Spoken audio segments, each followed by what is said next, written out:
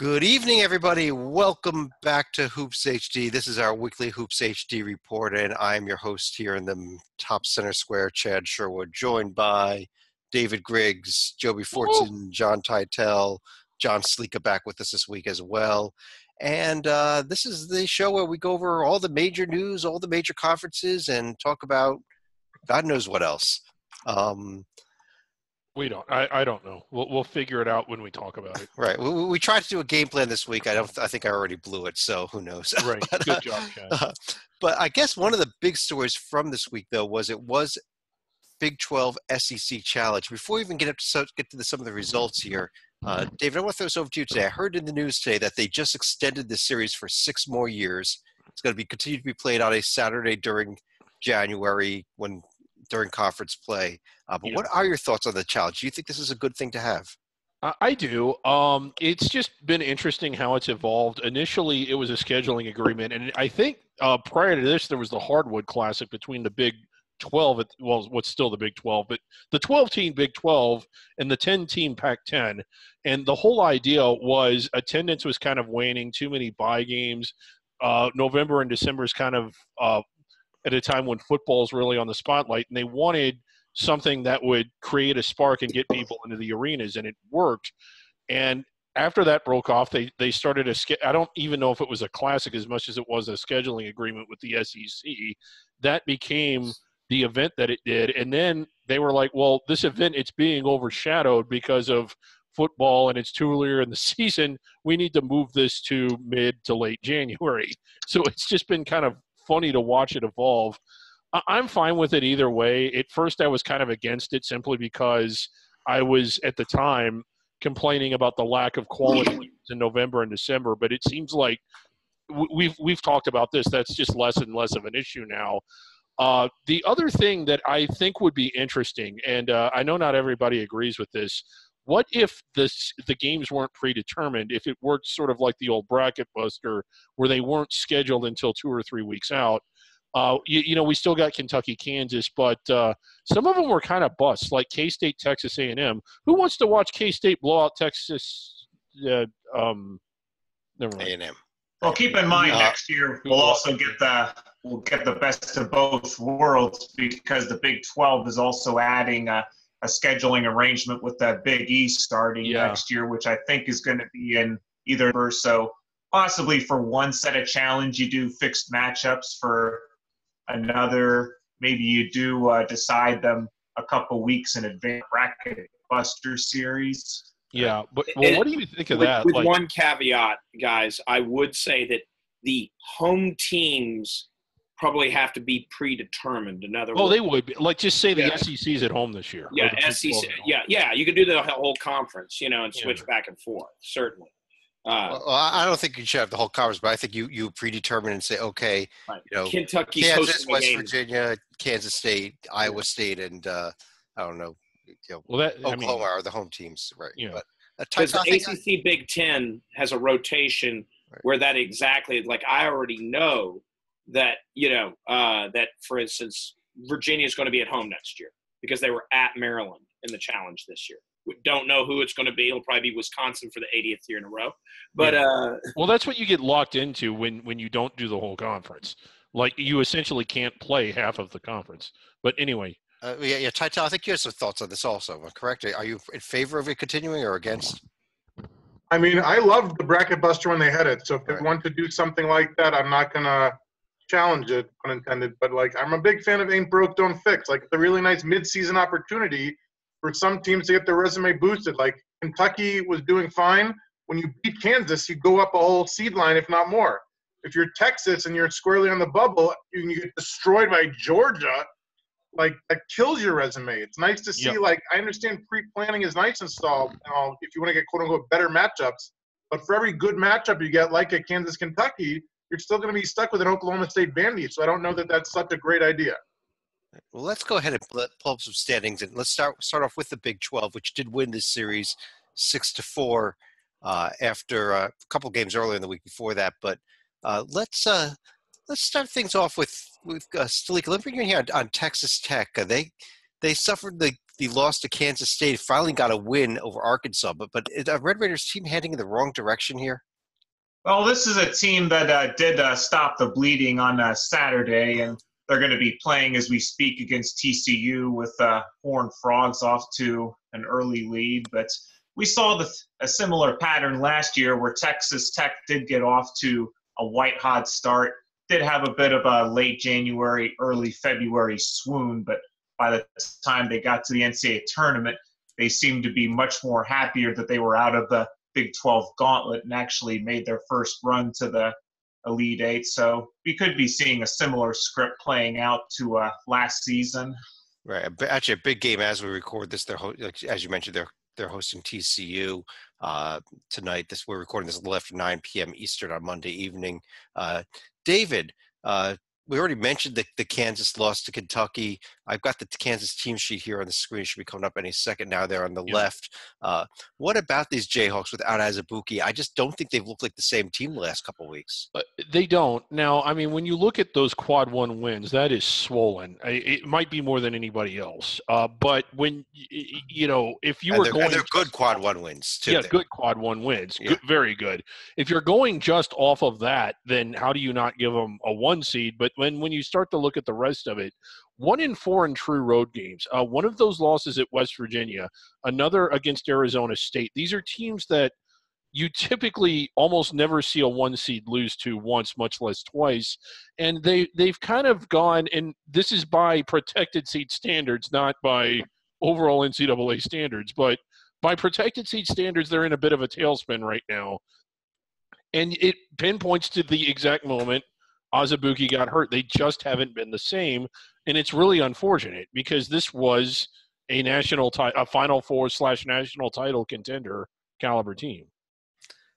On the right side there, Tytel, let me bring you in first on this. The Baylor Bears, maybe the hottest team in the conference. They only got Alabama. Well, I mean, they got Alabama, I guess, which is a decent, not a great SEC team. I would like to see them match up with somebody a little bit tougher, but 4 in a row now. It is. Arizona couldn't get Alabama, and Baylor's beaten both of them, so they must be doing something right in Waco. Hard to explain away the 2 Tier 4 losses, albeit by a total of 4 points early in the season. But like David said, how Kansas is going downhill after losing Azubuike, somehow Baylor's going uphill after losing Tristan Clark. He's done for the year after left knee surgery. They've won 4 in a row. Unfortunately, their next 6 opponents could all beat them. Oklahoma, which is going on as we speak, TCU, Texas, Kansas State, Oklahoma again, and Texas Tech. They're also very undersized. After Clark's injury, 4 starters, 6'5" or shorter. So I don't see them being able to bang against the big boys in the Big 12 unless there are guys like Azubuike who are hurt. So maybe they can steal one, but it's going to be tough sledding. Although Baylor was 9-6 2 weeks ago, I was ready to write them off, and I was dead wrong. Yeah. Joe, you have some thoughts on them too? Yes. Now, I love the fact that conference lineup, you saw that they're tied for first in the loss column right now. That's pretty awesome. Are they the ones we would have never thought that break this Kansas streak? John is right about the loss of Clark, but at the same time, they're getting Maston back. And that's been a big deal. If you saw that Alabama game, he was all over the court. Just really effort. And you just got to love it. Baylor, and when we get to the SEC, I'll mention a little too real quickly. We viewed the Baylor-Alabama game as kind of a bubble matchup, kind of play in, you're in. Well, Baylor's definitely in most brackets right now with that play-in. But here's the thing is the bubble's so weak, they may have just also gotten a win against the field at the time. But I think Makai Mason is another guy for Baylor that's also back, so keep an eye on him as well. Yeah. Sleek, let me stick with you. One other team that's heading in the very wrong direction of the Big 12 is the Texas Longhorns. They laid a complete egg at Georgia in the challenge. They also lost the TCU game earlier the week. 11-9 overall. That's not going to cut it, is it? Well, this is a team that's run hot and cold, and I think another one of their iffy losses that we thought back then was also Providence at home, but. Mm-hmm. And Radford and VCU all at home and Texas Tech at home, yeah. I mean, Radford is great by under-the-radar standards, but not NCAA tournament standards for the most part. Yeah, I mean, And Oklahoma State doesn't help either. It's really weird profile. I mean, those 4 wins are 4 very good wins, but so many. I mean, you've got losses: the Oklahoma State and Georgia road games, VCU, Providence, Radford home games. David, you had a comment on them? Well, I mean, you said the wrong direction. You assume that down is not the direction they want to go. Why are you being so presumptuous, Jed? Yeah. Well, one more question here before we move on. Ty, let me throw this over to you. Shaka Smart, is his job in trouble if they can't make the tournament this year?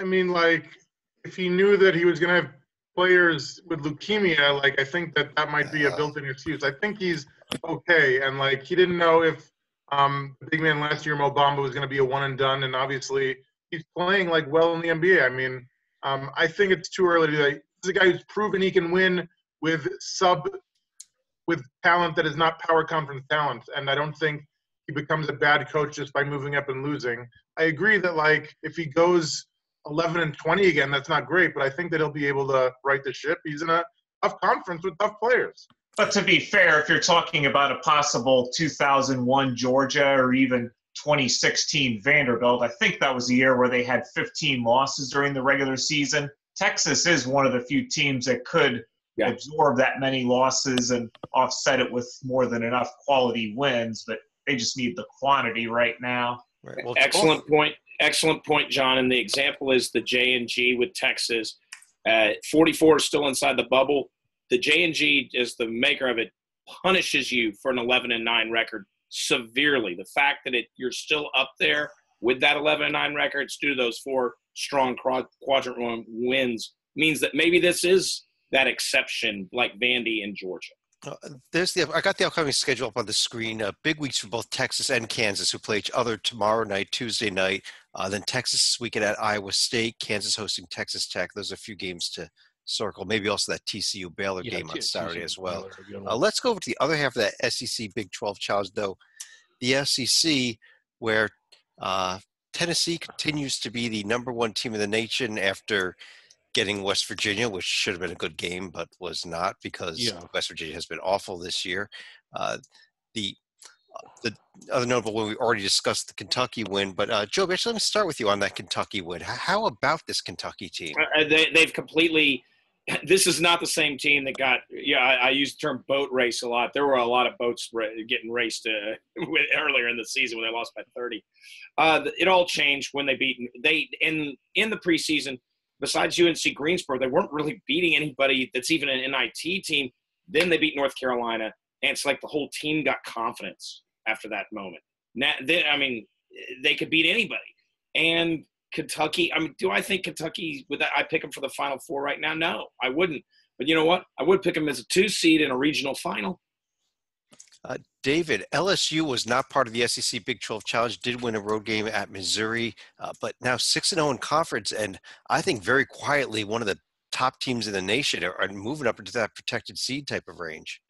Very, very quietly. They were quiet for most of the game for about 38 and a half minutes. They won. At the end of the day, it was a win. But they did win.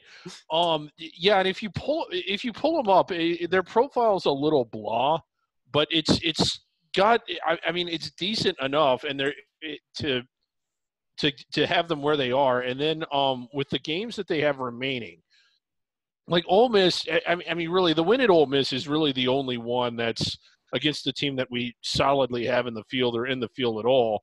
So if they're going to get up to the protected seed range, like they got to beat Mississippi State, they probably need to beat Auburn at home. Everybody can beat Auburn these days. Yeah, everybody can beat Auburn, and it's a pastime. But they're going to get their chances. I'm not entirely convinced that they're there just yet, though.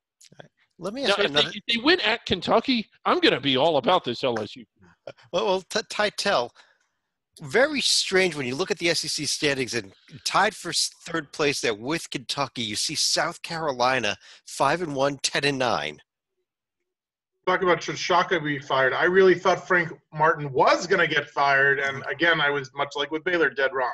This team was left for dead. They were 5-7 after December. All 5 wins against teams outside the top 150. 2 of the losses. One was a home loss to Stony Brook. Another was a road loss at a Wyoming team that is currently 5-15. somehow they were able to rebound. I agree. They did lose their last 2 road games at LSU and at Oklahoma State, so it's certainly not smooth sailing. But 5-1 in conference is still good. Home wins over good teams, Mississippi State and Auburn. I think they're going to get destroyed at Tennessee on Tuesday. However, I thought the Vols would destroy Vanderbilt last week, so you never know. A very weird mix of experience with this team. 3 freshmen and 2 seniors among the top 5 players in their rotation. So if they don't win it this year, I think it's going to go further downhill next year. But then eventually, if the guys stick around for 4 years, that freshman class is going to lead them to, I think, good heights in the years ahead. I agree. But if you look at this profile here, I mean, this is not a tournament profile, despite the only thing I really like is that 5-1 conference record. The home loss to Stony Brook, the loss at pathetically bad Wyoming.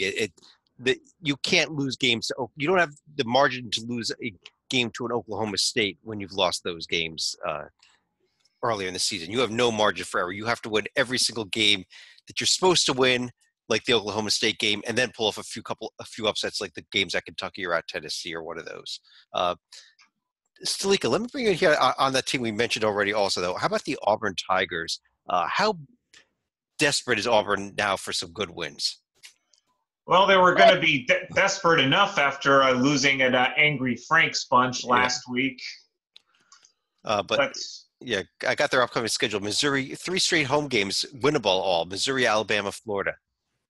Well, they're all going to be must-wins at this point, and their next road game at LSU, they're going to really be desperate if for whatever reason they stumble at home in any of those 3. And Missouri's going to be coming in a bad mood after pissing away a big lead against LSU over the weekend. Auburn dropped out of the rankings. What the hell? I've been so big on Auburn these past few weeks. I'm just destroyed that they're not ranked. But I think we're also missing one of the big stats of the week, though. It was the first time in 11 years that Tennessee came in with the number 1 ranking. Once again, deja vu had to go to Vandy, but unlike this time, Grant Williams goes 23 for 23 from the foul line, single-handedly puts the Vols on his back to avoid another upset bid. Yeah, the couple teams that have big weeks, Alabama, who I think we'd all agree is clearly right on that bubble line, hosting Mississippi State, and then at Auburn. I think this is a huge week for the Crimson Tide coming up among these other games on the screen there. Kentucky, Florida has been good in recent years. David, I don't think it's quite as good this year, but no, it's not. Well, half of it is. Joby, let me go over to your conference here, the ACC. You being our Virginia guy, I want to ask both you and Titel about Virginia, but let me start with you quickly. Your team did pick up a pair more wins. We did. Virginia, I shouldn't be saying we, but Virginia did what it's supposed to do. Be just completely run out of the gym, Wake Forest, and going to South Bend and running them out. It showed that they're equal to the task that Duke did tonight. So right. I think poor Notre Dame is just undermanned right now, plain and simple. Virginia maintained their number 1 seed. I think Duke, likewise, has Duke beat Georgia Tech and Notre Dame. And a good Pitt win. They maintained their number 1 seed, though Georgia Tech did give them a lot of nervousness early, though. The talent shown. Yeah, Titel, you the same Virginia team. I think you had some thoughts on them as well. Just a very nice bounce back after the Duke loss. They went 2-0. Huge February. Is there anybody in the nation who has a harder pair of back-to-back games than hosting Duke and at North Carolina back-to-back next month? 2 days apart, Titel, too. It's a Saturday-Monday turn. Love it. It's amazing that they have so much on offense. You know about the pack line defense. You know about leading the nation defense this year. Top 3 in the nation in both offensive and defensive efficiency. And the pack line is designed to stop any penetration. But if you can't make threes against this team, you're dead. And apparently everyone's dead. They lead the nation. They don't even allow 25% from behind the arc. Yeah. David, we saw Syracuse do what they've been doing all season, get a blowout win, get a blowout loss. Schizocuse. They weren't just blown out. That's an understatement for what they were. I mean, they just got their doors blown off. And I was about ready to say after the last 2 or 3 weeks, 2 weeks, that Syracuse had finally leveled off and had figured it out and was playing some good ball. And then they just go out there and get absolutely destroyed. I don't know what to do with this team. I don't know like how Tytel looks at him, because he's trying to not decide for himself what to do, but decide what other people are going to do with them. That's pretty rough. That resume is all over the map. You got it there on the screen. Yeah. Old Dominion, for a time, I thought that they were really good. If you follow under the radar, they started off pretty good and have tapered off in a big way. Yeah, well, Tytel, you have a response to that? I mean, how do you look at a team like that? I often laugh when you guys talk about Schizocuse, but when you look at it, like, who on earth can win at Duke and then lose by double digits hosting Georgia Tech? I mean, you guys are 100% right about that. It's very hard to figure out how the injuries are going to play in, because I have zero doubt that Duke wins that game if Reddish or Jones were healthy. I disagree. I think Syracuse wins by more. That's just the kind of crazy team they are. I think that that win is going to hold a lot of water in March. That being said, like, they have a lot of great chances to improve the resume, especially late in the season with Duke at UNC and Virginia. They cannot stumble against the Wakes and BCs of the world like they did against Georgia Tech. I think they beat Duke, North Carolina, and Virginia, and lose to Wake and Boston College. Stalika, the Louisville Cardinals, who have one of your favorite head coaches that are desperately back on the right there. But how about this team continue to win 5 in a row now? Well, they added wins against NC State and NC State and Pittsburgh here. Yep. Pitt this weekend, pair of home wins. Hosting North Carolina next weekend, though. Big game. Is that not? Yeah, going to be a little bit of a revenge game, but as NC State has proven, you can't overlook a team like Wake Forest, even as bad as the Deacons looked against Boston College over the weekend. Yeah, I'm really loving the way this Louisville team is playing right now. I think that they are on pace for a protected seed, which I did not think anybody predicted heading into the season. One other game we got to mention, though, Joe, we didn't bring you back in there. NC State with a miracle win over Clemson, or maybe it was Clemson doing what Clemson does. 4 missed free throws by Clemson definitely were handing it to NC State. NC State's in an unusual position, and they have 2 criteria. There are 2 criteria that really are focused at for bubble teams. One is, okay, if we're going to give you this shot, can you actually beat someone in the field, sort of thing? NC State has one such win against the Auburn team, which we pretty much were panning just about 10 minutes ago. So that's not going to hold a ton of water at that point. What about the other tiebreaker? Well, how'd you schedule? How was your out-of-conference schedule? They are 349th out of 353 teams. 349th. We have seen with Syracuse and others getting punished for being right on the line. No. You're out. NC State has a gaudy record. They don't have a ton of wins to back that gaudy record.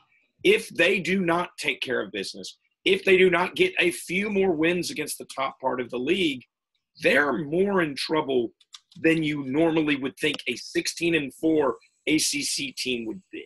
And this is a team that was also saved by the bell on Saturday by Braxton Beverly against Clemson. And with the 4 missed free throws by Clemson. They will get their shot tomorrow night.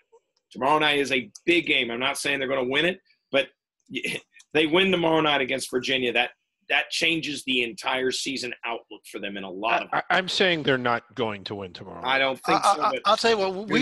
Before we even start the show, we're doing some comparisons. I want to bring one up there. On the left here, you see NC State's current team sheet under the net formula, where they are 29th in the net. NC State is currently 107 in the old RPI. And on the right there is NC State. If this was the team last year, when we used the RPI, the team sheets, you've got no quadrant 1 and 2 home wins over quadrant 2. It's not much. A Tytel, isn't that team sheet on the right there a stay home team sheet?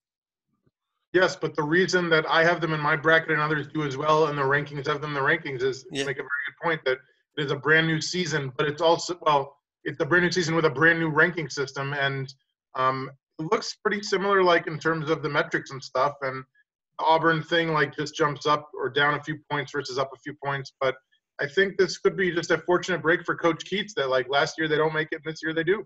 Yeah, but all those quadrant 2 wins, which at least give you a little meat to your resume, are dropping to quadrant 3, David, if this was last year. And Right. that's why we see this huge difference of 29 in the net versus 107 in last year's RPI. Yeah, 29. That's a difference of 78, if my math is correct. So, slight difference.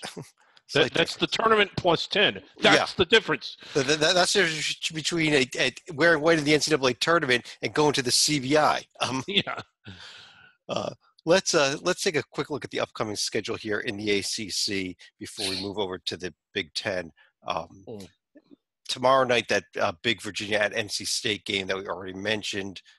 We also have a non-conference game coming up on Saturday, St. John's at Duke. We'll get to the Big East here in a few minutes, but that's a huge game for St. John's if they could somehow find a way to win. And, of course, North Carolina, Louisville on Saturday as well. And look at what Louisville has to do 2 days later, traveling to Blacksburg. Yeah. So, that's a tough 1-2 punch for them. And they better not overlook Wake Forest on Wednesday night with those 2 games coming up. It's one of those games you might kind of just not pay attention to almost. Right. Before we get to the Big East, so we do want to take a quick look over at the Big Ten. And, Tytel, let me start off with you with probably the game of the weekend in Purdue and what they did against Michigan State.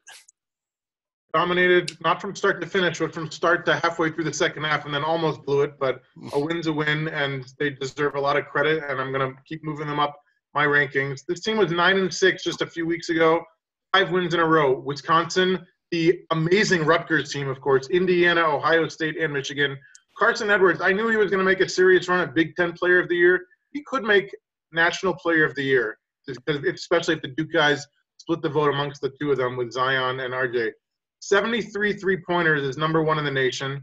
Almost 25 points a game is top 5 in the nation. He's got 11 games left, and the key, not a single one of them is against a Spartan or a Wolverine.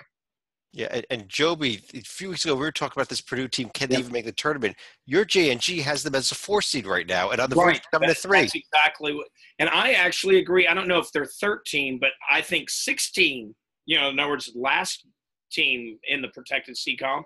Yeah, after the Michigan State win, I think I'm there. And the problem Purdue had was, as you point out, the 9-6.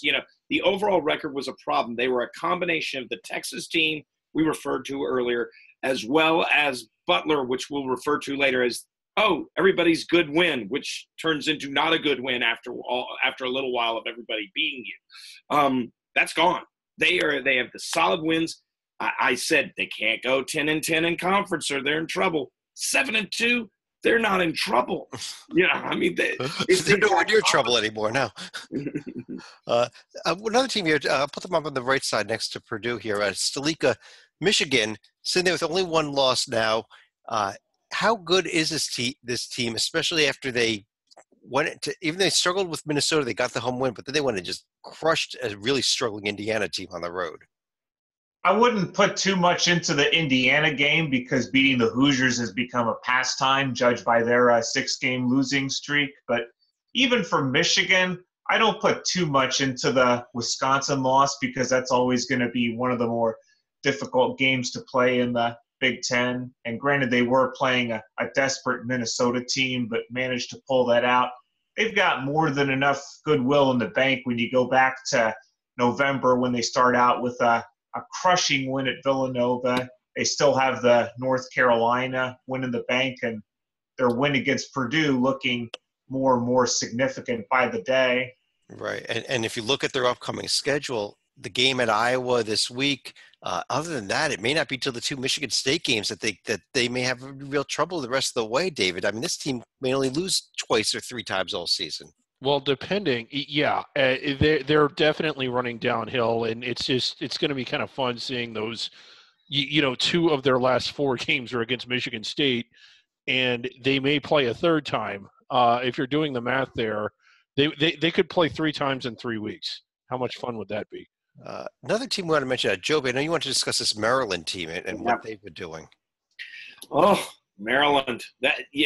I want to apologize for what I said a few weeks ago. Wow, Maryland's turned around. Smith's done it. They're much better than what they were, blah, blah, blah. And then, wow, talk about barfing on your shorts. Yeah, the game at Madison Square Garden. Yep.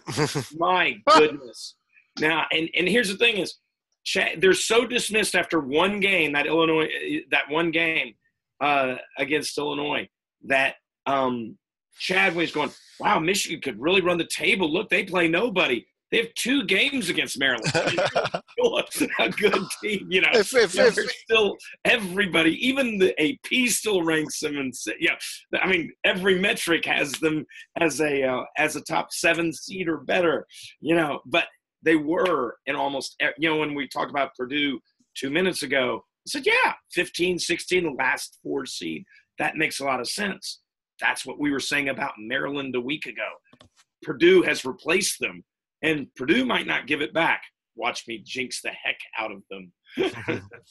David, I know you want to talk about 2 teams that are heading the wrong direction of this conference. I'll pull them both up here. On the left side, Indiana. On the right side, Tim Miles.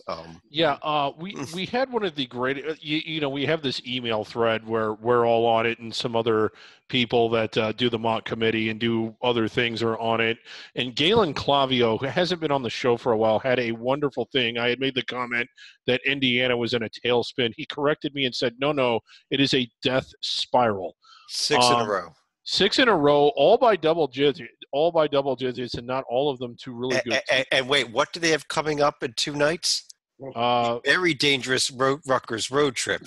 Yeah, which and I don't see them coming out of this, because when you look, the Rutgers road trip is dangerous. Rutgers has not been the easiest team to beat on the road, and Indiana hasn't done anything to make it seem like, to make you think that that's going to be easy. But even if they win it, they go to Michigan State. They have Iowa coming in, who has been playing pretty well lately. Ohio State at home. Somebody has to win. I'll tell you what, David. I look at that schedule. Other than the Rutgers home game to end the season, they could potentially lose every game left on there. Well, they should win it. The way they're playing right now, maybe at Illinois and home against Rutgers are the only ones that I'm looking at as saying, oh, those are wins. Yeah, and part of me, I think that is part of it, not all of it. It's certainly not all of it, but part of it is the 20-game format causing the Big Ten to eat itself a little bit, because Indiana and then Nebraska on the right, these were teams that before conference play, you had 10 teams inside the bubble, and instead of maybe 7 or 8 getting there, are we going to see even fewer than that? Now, Nebraska has other issues. They're dealing with that dark web conspiracy that's constantly undercutting. Let me tell you what, though. While we try to mute David there, Titel, is there one other team, and I'm going to pull them up on the left here, that is on the verge of maybe making some noise? They've got the chances and not that much bad on the resume, if I can type it in correctly, which I can't. But what about Northwestern? Are they a team we need to start taking a little bit of a look at here? And let me pull them up for you, because I don't know how to type tonight, apparently. David just totally threw me off. But apparently you didn't get into Northwestern. That's okay. Right. I mean, they're not there yet. I'm not going to make that argument, but are they getting close? Only because they can't get farther away. I mean, losing all these January games doesn't help, but most of them are on the road, and most of them are to Tier 1 opponents. Huge gap in the old Tier 1 win column. Plenty of chances, as they only have one team outside the top 100 in their final games. Non-conference strength of schedule is terrible. Against the board is terrible. Road terrible. Okay. Too many reasons why they can't get in. I guess, though, when you're looking at teams like Indiana and Nebraska, and maybe even Maryland starting to fall apart there, we'll find out tomorrow night when Northwestern goes to Maryland, just how good they are. But if they pull off that win, I think we've got to start paying some attention. But let's go to a quick look at the upcoming schedule in the Big Ten. Stalika, let me bring you back in on this. I just mentioned that Northwestern team, but what else are you looking forward to this week? I want to see how Nebraska responds in their next couple games, because Isaac Copeland Jr. out for the season with a torn ACL against Ohio State. They're going to be hosting a Wisconsin team that's suddenly getting hot, and then on Saturday they've got to go into the snake pit of Illinois, who's suddenly become a little bit feisty in the conference, unlike Penn State, probably one of the bigger disappointments in Power 5 conference opponents. Yeah, and the huge game coming up Friday night, Michigan and Iowa. I think that has a chance to be a really good game. Yes. Chad, I did have a comment now that I've been unmuted. Penn State and West Virginia, before the season started, played a charity game. Should both those teams apologize to whatever charity that was for? That might be necessary. Let's quickly jump over to the Big East. And Titel, let me start with you again on the first place team in the Big East. And, I think there's two teams we've got to really discuss here. Let's start with Villanova. Let's start with a team that lost to Penn. There's so many of them this year. It's amazing the Wildcats turn around. 8-4 mid-December, back-to-back losses at my Quakers and to the Jayhawks. And since then, unstoppable. 8 wins in a row. Very young team, only a pair of seniors in Pascal and Booth. Not a single junior among the top 8 in the rotation. That's what happens when you have 4 guys who leave for the draft. Huge game next month at Marquette on February 9th. I actually think the winner of that game will be the number 1 seed in the conference tourney. Since somehow 8 of the 10 teams in this league have a losing record in conference play. How does that mathematically happen? That is wild, and part of it has to do with how good these top 2 teams are. Joby, you actually have in your J&G Marquette, who's on the right there, better than Nova even. Yeah, and part of it is the loss column.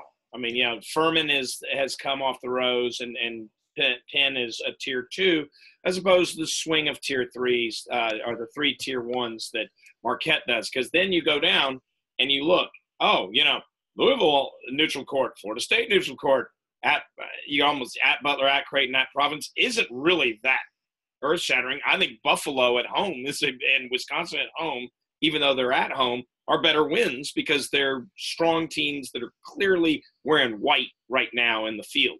So, I think Marquette's resume is right now better because of what happened to Villanova early in the season. But, wow, Villanova has turned it around so far. But you pointed out, we've got 2 teams run away. It's the opposite of the Big Ten, where you have those teams right at the bottom, and thus it's pushing a lot of other teams up into the field. These top 2 teams are kind of pushing everybody down because a losing conference record, while it's not a disqualifier, it is not looked on very kindly. Yeah, but in some ways, half a game separating those teams. Somebody's going to get to a winning record.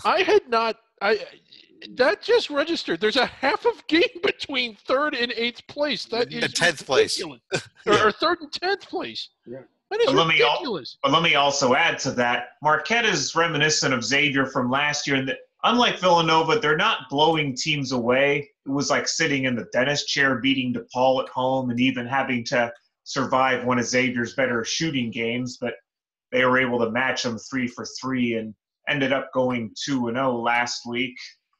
So Xavier, who lost to, I think, Providence or Marquette. Well, no, they had a lead over Marquette. And had they won that game, they'd be in 3rd place. Yep, and the upcoming schedules there on the right side of the screen. You got a lot of bubble here, so you look at almost every game as having some significance.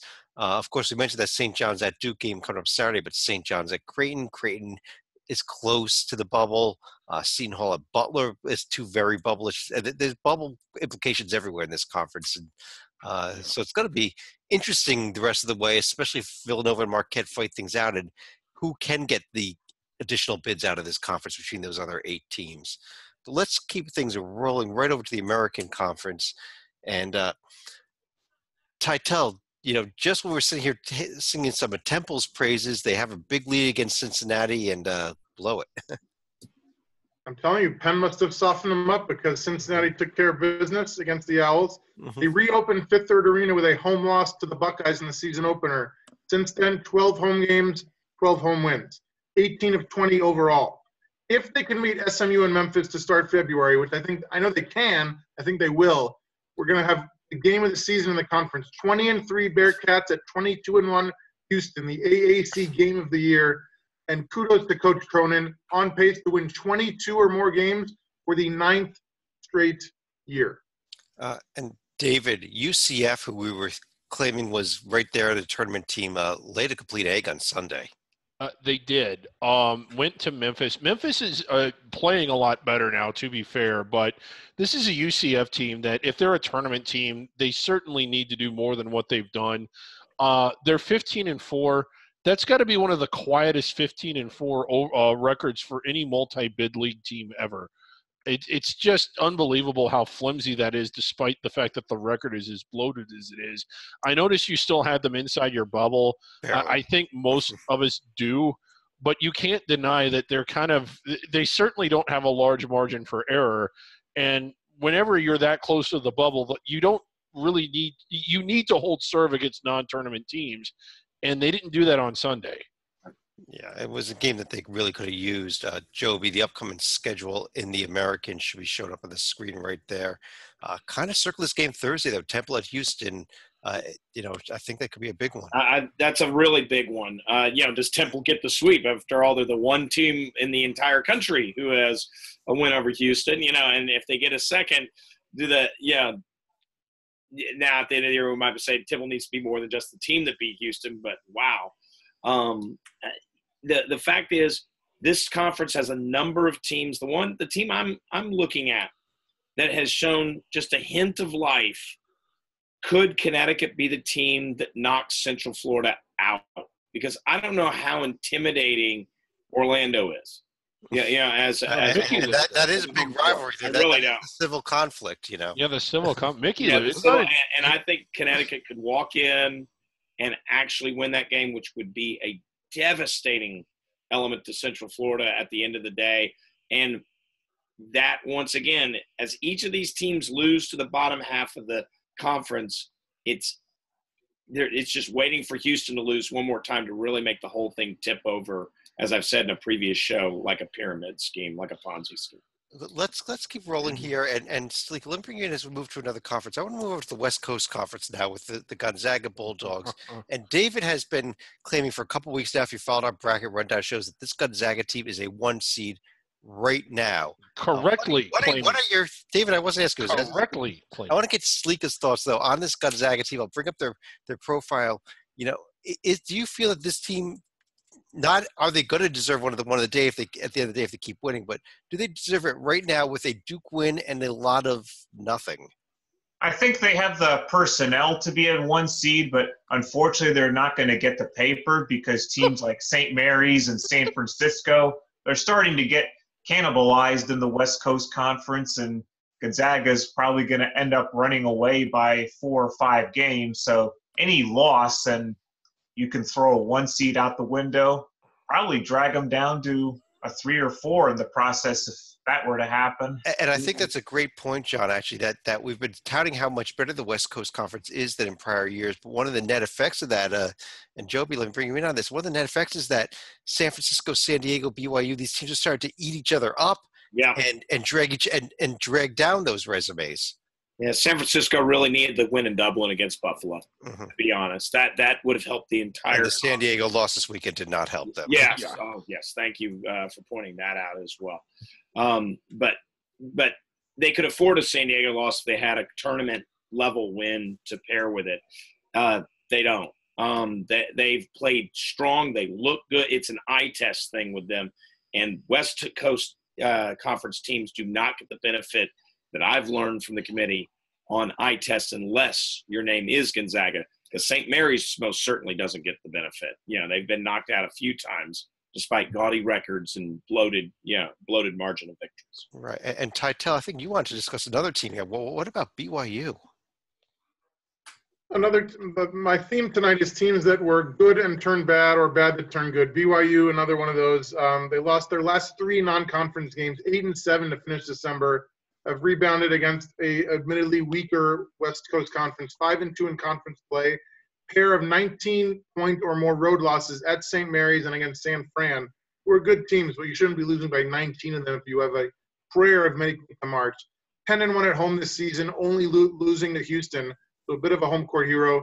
The Zags come to Provo for a visit on Thursday.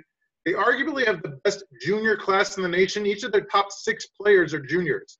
So if none of them take a Mormon mission next year, I think they could give Gonzaga a serious test in 2020.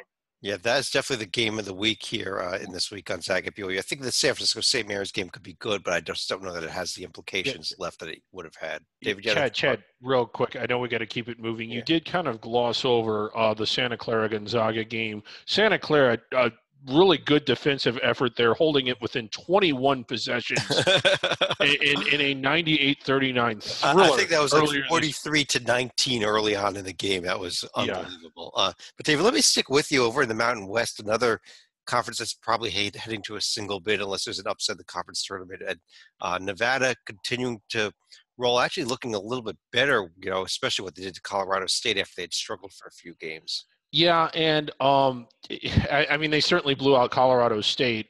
Nevada, I like this Nevada team, and it's kind of weird talking about them because suddenly I see that they're ranked 7th, and I see that they're on 2 and 3 lines. And while I like them, I don't like them that much.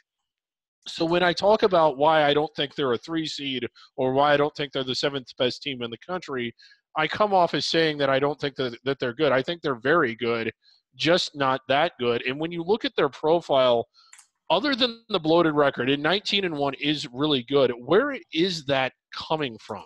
And I know that like their resume is what it is. Like you can only play the teams that are on your schedule, but they haven't really done anything. Some of the wins, they have 9 wins away from home. I like that a lot. Yeah. Arizona State, is Arizona State a top 10 team? Does beating them by 6 scream 7th in the country?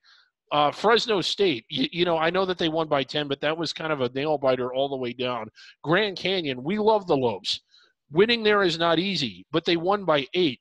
I just don't think that they're the 7th best team in the country. I guess very good. For me, you look at that New Mexico game and how ugly it was, but I think at some point you just got to say, okay, that was just an off night, and everything else has been so good. And it was. I actually, Chad, tried not to mention that because to pick one game and harp on it isn't really fair either. Yeah, like you do with Gonzaga and they went over Duke. But let's keep moving on here. Wrong. And Nevada came within inches of an amazing Martin 3 of we're having a Boise State tier 3 or 4 loss to the MAC. But Titel, is there a second team in this conference in Utah State, or is it not really a contender? They are not a contender. I feel like we should only talk about Nevada every week, but just to mix it up, I'll talk about Utah State tonight. Lost to 2 of the other best 3 teams in the conference earlier this month, Nevada and Fresno, to fall to 1 and 2 in conference play. Another team that's bounced back over the past couple of weeks. They won 4 in a row. Should beat San Jose State and UNLV at home for their next 2. Then they get the revenge game at Fresno on February 5th. They've been playing very shorthanded. John Knight out, Torian Knight out, Crew Ainge, who I assume is related to Danny Ainge because there's like 50 Ainges out there who play basketball, all out. A revelation, 6'11" freshman Portuguese big man, Neemias Peita. Remember the name. He's been a revelation past 7 games, 13 points a game, 9 rebounds a game, 3 blocks a game. I don't know what the heck they're doing in Portugal, but they're exporting some great basketball players. Well, Titel, is this the 7th best team in the country, this Nevada team? I mean, you can make the argument. I would say no, but I think you can really make the argument. Okay. Let's move. We just talked about 2 Western conferences that have a shot to win an NCAA tournament game. Let's talk about a conference out west that does not have a shot to win an NCAA tournament game, the Pac-12, where Joby, though, Washington is now 7-0 in conference, and if anybody is looking good in this conference that we can actually start talking about, isn't the Huskies a team? I give the Oregon swing was very strong for Washington. I give them credit. They finally beat a team that will get like a top 8 seed in the NIT. Way to go! In all kidding aside, that's not. If it was any other conference, would we be sitting here going, way to go, NC State, you won at Clemson? That we wouldn't. We'd ignore the game. So Washington plays in a crappy conference, no way to say it, especially for a Power 5. It's one of the worst we've seen since the Pac-12, maybe, was it 5 or 6 years ago?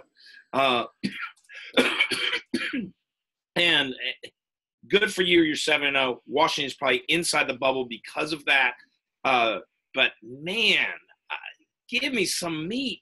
Give me some meat to work with and unfortunately, they just don't have it in this conference except possibly the Arizona schools. And that they're going to have to do – they can't just fall asleep, when they play the Arizona schools, who at least have some net ratings in the 60s that can get you. Oh, you went on the road in Arizona, you get a tier 1 win.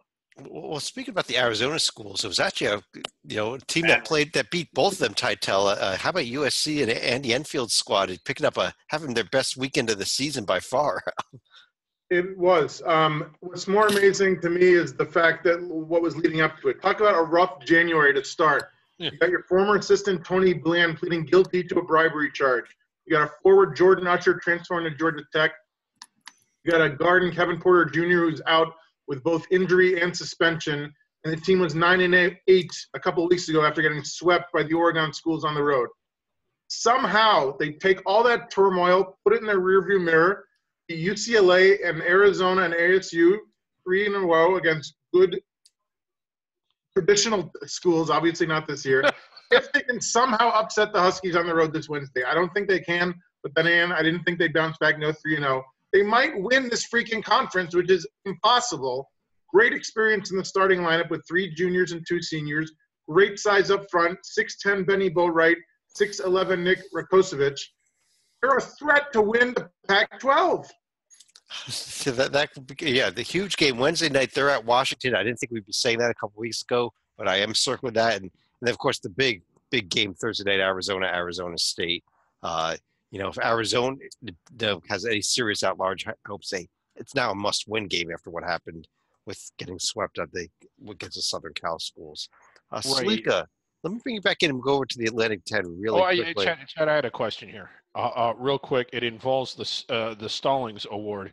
Is that a Power 5 school, or is it any of the multi-bid leagues? Like, is San Jose going to run away with it, or do Cal and Wazoo have it? That's something we are going to decide later on in the season. So keep your ears tuned. I think we'll have to have a vote on who qualifies for that award even. Yeah. But Salika, we mentioned them last week. There they are, still in first place. George Mason, Davidson also 6-1, the top of the Atlantic 10. Well, winning in one of the tougher road environments at Dayton is going to help put them over the edge, and having to struggle a little bit against crosstown rival GW, it does put them in first place for the moment.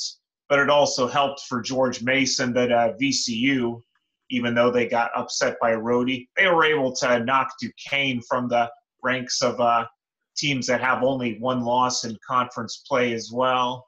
Yeah, it was an awful Wednesday night in this conference as St. Louis loses to Duquesne and VCU loses the game to Rhode Island. St. Louis followed it up, Titel, with a loss to Davidson as well. Dave, how serious do we take Davidson?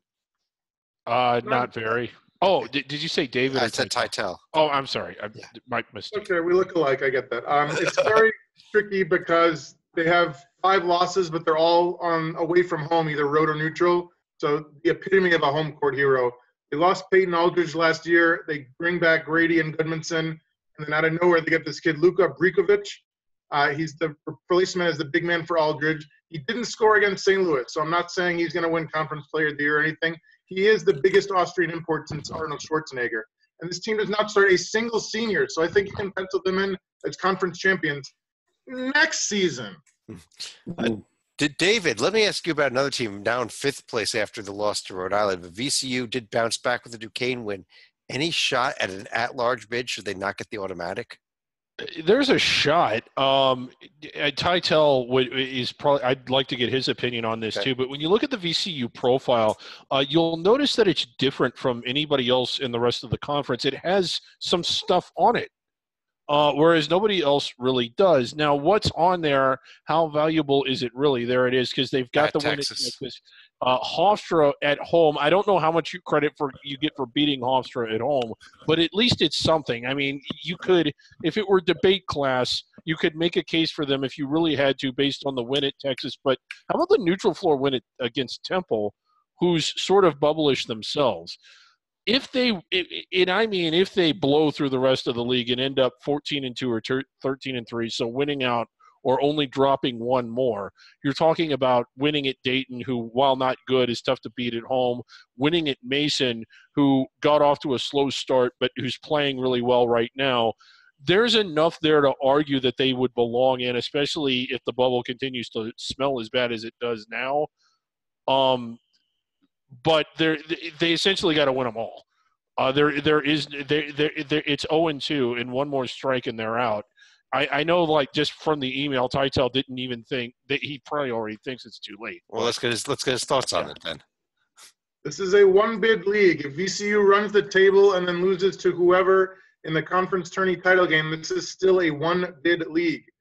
Your only two top 100 over-the-radar wins are 1 point against Texas, 6 points against Temple. There's a very realistic chance, as we've said for over the past hour, that neither of those two losers even make the field.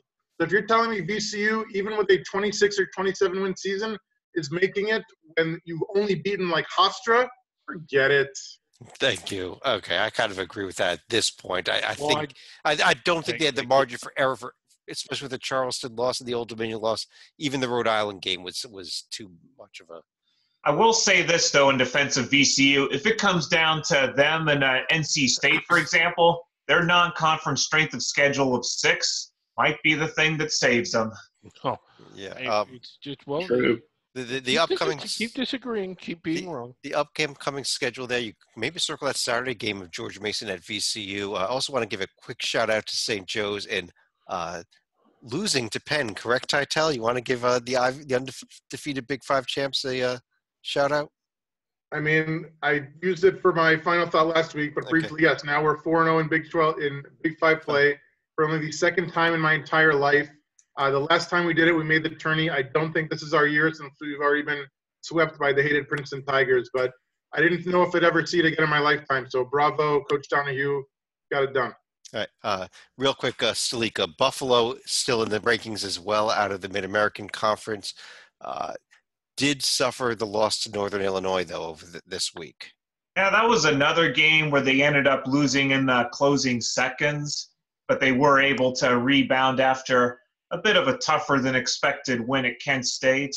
But I think the game you really have to circle on the calendar for the Bulls this week is going to be Friday night when they go to Bowling Green. Unfortunately, the Falcons also had their 10-game winning streak in the max snap, but you can't sleep on Ball State at home either. Yeah, I'll throw those standings up there real quickly just because to show that where Bowling Green is there, but they are both now tied for first place in the East Division, actually tied for first place, so it is a game to definitely circle for Buffalo. But on that note, I do want to pull this down and run through each of you for any other final thoughts of the evening. And Joby, let me start with you. Sure. All right. So you've got teams like Central Florida and Temple in the American. You have teams like Arizona State, Arizona, and Washington. Washington hasn't beaten anybody. Arizona teams can't win in LA. You've got teams like Texas with awful records. But and you have teams like NC State who have strength of schedules that, if they had 1,000 teams, it would be 998th. It's just awful. Auburn and free fall, Indiana free fall, Nebraska free fall. Do you know all those teams have in common? They're in the field right now. I mean, the bubble is not very good. I think we say this every year, but for some reason it really. I think this year is worse than normal. Okay. Salika. I do have to thank the puppet for his kind words towards the end of the show last week, because one of the things I found out after we the air on my last show, unfortunately, one of my younger sisters had passed away, and it was tough on us and our family, but we really did were her Special Olympics basketball game. So if you're looking for a possible charitable cause, this was certainly one to honor her memory. So, Mary Jane, our whole family loves you. Yeah, and we've all been with you, John, and all this, and your family and everything. Thank you very much. Got to give you all our best wishes. Let's turn back to a little bit of basketball, though. Titel, any other thoughts for the evening? I certainly can't top that, but I'll try to give it a nice second place to a shout out for Minnesota senior power forward Jordan Murphy. He almost single-handedly helped the Gophers upset Iowa by 5 points on Sunday, 23 points, 11 rebounds, and 6 assists. While doing so, he also passed the great Joe Barry Carroll as the #2 rebounder in the history of the Big Ten Conference. trailing only a Hall of Famer out of Ohio State named Jerry Lucas. Think about this. This is a conference that has had so many national champions. Indiana's won a title. Michigan's won a title. Michigan State's won a title. And he's number 2 in the history of the conference. I don't know how he's going to translate to the NBA. He's a 6'7" forward, and he can't shoot threes. However, if the Gophers make the tourney, I'm not sure if they will, but if they do, and they face a team that doesn't hit the boards that hard, perhaps we will somehow, some way, see a coach named Pitino win a game in March.